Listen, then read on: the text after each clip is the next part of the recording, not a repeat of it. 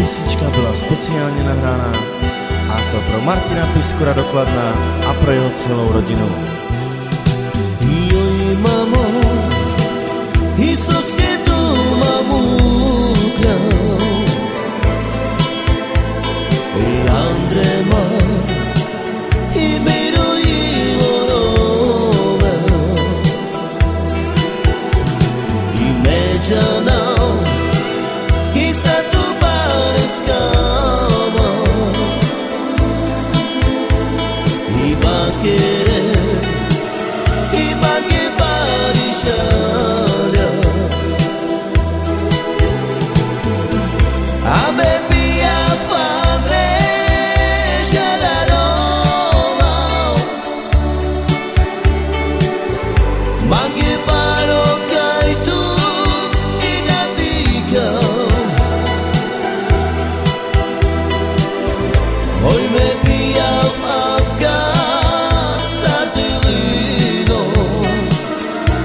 volme tutkama, a me pia fadre shalanova,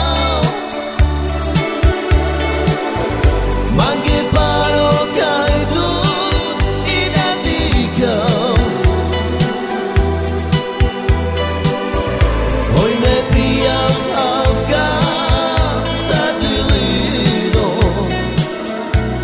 volme tutkama. Joj mamo,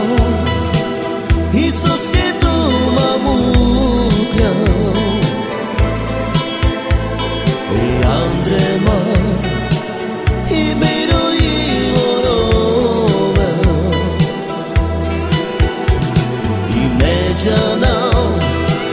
i statu pareskama, i bakere, i bake parishalja, a me pia fadre shalarova, mange paro kai tu inatika, hoy me pia afka sardelino, volme tutkama, a me pia fadre shalanova,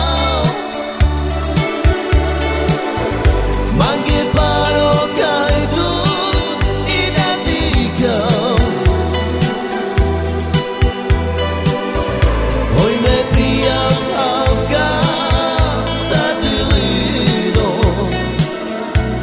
volme tutkama.